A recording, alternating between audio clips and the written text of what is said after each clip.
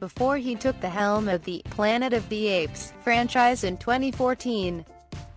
Matt Reeves had no intention of ever directing a studio blockbuster. In fact, he figured he had a foolproof plan for getting himself out of any potential tentpole assignment, insist on doing the story he wanted to do. The studio's franchise development apparatus be damned. So when he was approached to direct Dawn of the Planet of the Apes, the second entry in the rebooted series inaugurated by Rupert Wyatt's Rise of the Planet of the Apes, Reeves put his foot down right away. I was initially excited, and then I saw the studio's outline and I said, this isn't really the story I would want to tell. I don't think this is for me, Reeves says. To my shock, they said, no, wait, just tell us the story you want to do. I said, I don't see what the point of that is. Because you'll probably try then to get me to do some version of 20% what I want and 80% what you want, and I'll have to do a big showdown at Candlestick Park or something. But the producers insisted on hearing Reeves' concept, and offered him a deal. If he could pledge to finish the film on the initial schedule that had been set for the departed Wyatt, they'd let him do his own thing. And I said, that makes it really hard. Because now you're not giving me the reason I needed to say no. Which means I have to say yes. Quote. With Fox's July 14th release of War for the Planet of the Apes, Reeves brings to a close the saga of super-evolved chimpanzee Caesar, once again crafted by the gold standard motion capture collaboration between actor Andy Serkis and New Zealand visual effects studio Weta Digital, and once again managing to balance the commercial and technical demands of the blockbuster trade with an uncompromised, surprisingly intimate scale.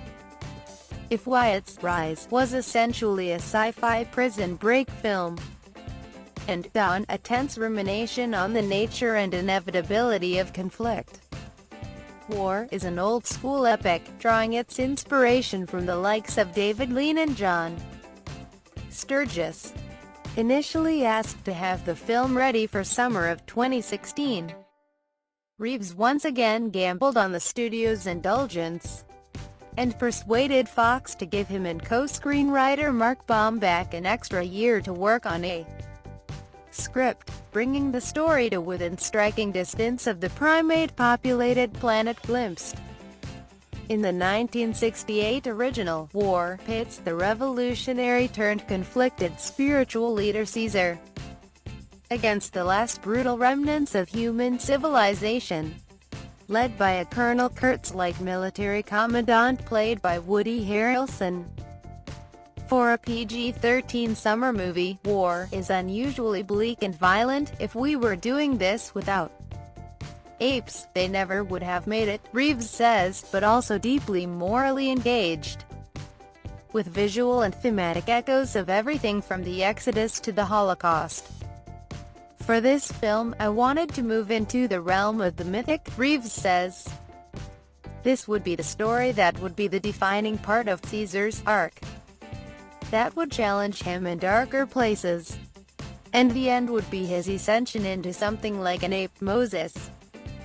The idiosyncrasies of War for the Planet of the Apes, like George Miller's Mad Max Fury Road before it, can't help but stand out in a studio landscape where odorist approaches have become rarer and rarer in tentpole filmmaking.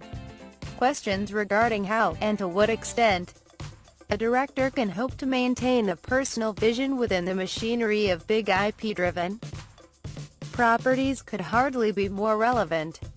After the high-profile director departures in the Marvel and Star Wars franchises, for Reeves, who is slated to move right into yet another high-pressure franchise situation as director of the DC Universe entry, The Batman, these questions are as much practical as they are philosophical. For me it's about survival, he says. I couldn't make a movie that would function if I couldn't make it personal. Every choice I make comes from an emotional compass that I'm holding. How do I know what to tell the actors? How do I know where the camera goes? How do I know what to tell the artists at Weta? It all comes from a personal place. That personal vision is one he's been cultivating from a frighteningly early age. Raised in Los Angeles, Reeves began making his own films when he was 8 years old, and had his first short film broadcast on a public access TV channel at age 13. Through the station, he met and befriended a similarly aged young prodigy in J.J. Abrams. 2 years later, the 15-year-old landed the unusual summer job of cleaning and resplicing Steven Spielberg's childhood Super 8 films. Shortly after graduating USC, Reeves sold a screenplay for the 1995 Steven Seagal actioner Under Siege 2, Dark Territory, and wrote and directed the 1996 indie comedy The Pallbearer. His chops really came into focus, however, when he segued into television for the better part of a decade, eventually reuniting with Abrams to create the WB hit Felicity. By the time Reeves returned to feature filmmaking, his years of experience were obvious. His 2008 found-footage monster movie, Cloverfield, produced by Abrams, was a major success. As a follow-up, Reeves wrote and directed a remake of Tomas Alfredson's teen vampire festival favorite, Let the Right One In. Though its commercial appeal was modest, Reeves' Let Me In attracted the right attention. I was really knocked out by Let Me In even more than Cloverfield, says producer Peter Chernin, the guiding force behind the revived Apes franchise. There were 3 things about Matt that impressed me. 1. The combination of something like Cloverfield, which was very popcorny, and Let Me In, which was darker and much moodier, suggested a broad range. 2nd, I really liked what he had done reimagining someone else's movie, which isn't easy. And most importantly, I found him to be extraordinarily emotional. He was incredibly compelling in how he talked about his ideas. For Don, Reeves expanded on the first Apes film's ability to render lifelike apes from motion capture, diving deeper than before into simian society. W4r presses the limits of photorealistic motion capture techniques even further, this time not only confining the action almost entirely to ape characters, but also lingering on tight close-ups, and drawing strikingly subtle emotions out of the faces of digital gorillas, chimps and orangutans. Per Reeves, the chief directive of W4r was always the attempt to further marry cutting-edge digital effects with classical filmmaking principles.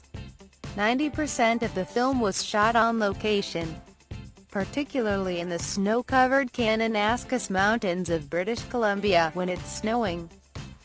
Those characters are really there in the snow, and Reeves shot on 65mm, using natural light whenever possible.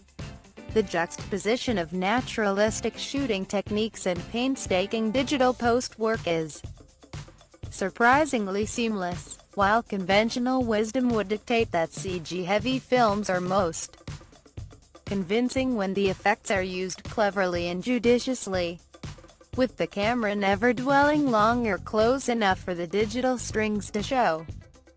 The level of ability at Weta convinced Reeves to put the effects on even more prominent display. That's one of the surprising things I learned from working on Dawn.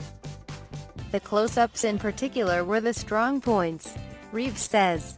Those were the places where the models looked best.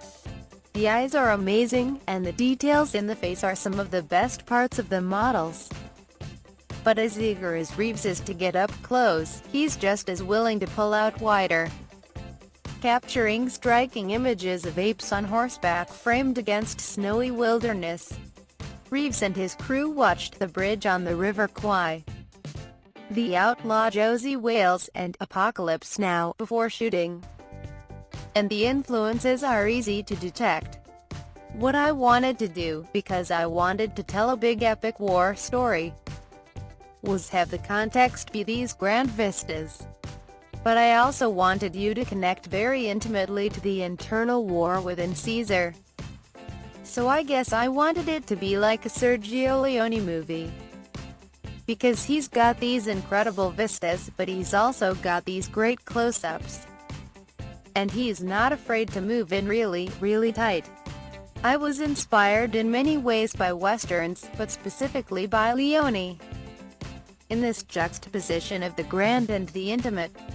Another way that War draws inspiration from Leone is its sparse deployment of dialogue.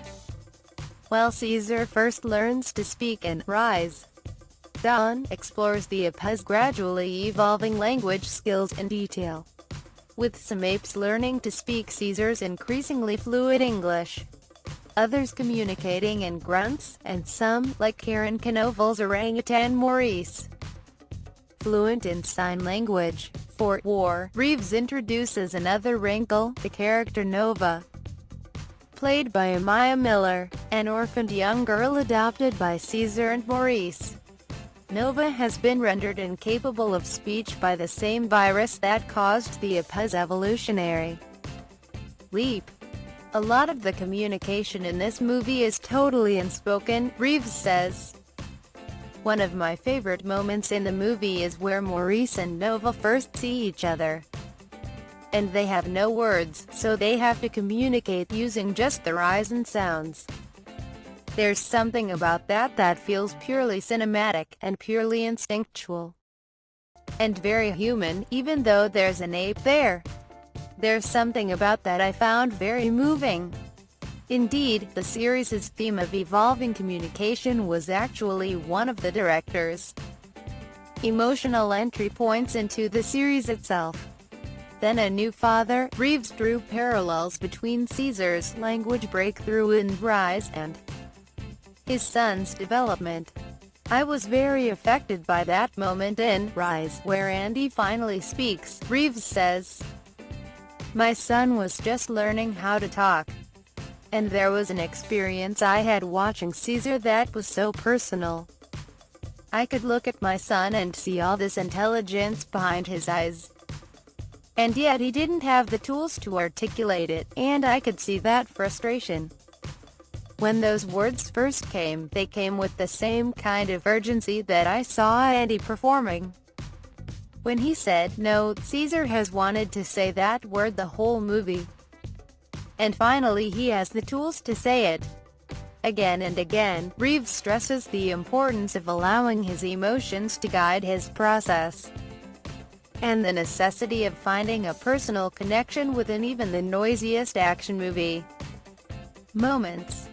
Among the truly great directors working today, I think Matt may be the most emotional of them," Chernin says.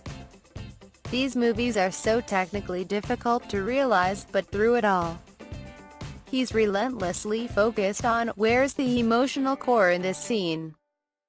With The Batman next on his schedule, Reeves notes that there are a number of emotional through lines between the Caped Crusader and Caesar. "I actually feel a kind of spiritual connection between Caesar and Batman.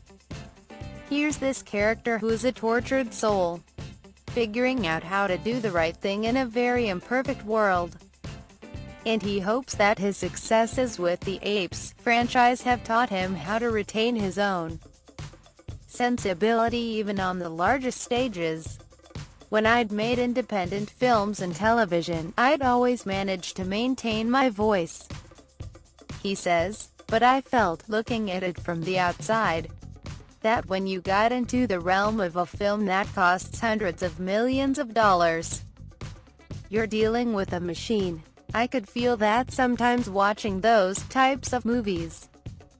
So I had tremendous admiration for filmmakers whose point of view seemed to come through on a large scale. When I saw Christopher Nolan, I was very inspired by the way he's working in this grand scale.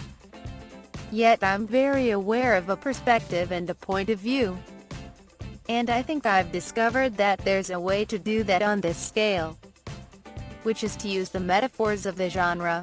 I never saw myself as a genre filmmaker growing up, but I do feel like there are ways you can use the cover of genre, the metaphors of genre, to explore something real. Apes was confirmation that it could be done. And that's the most gratifying part.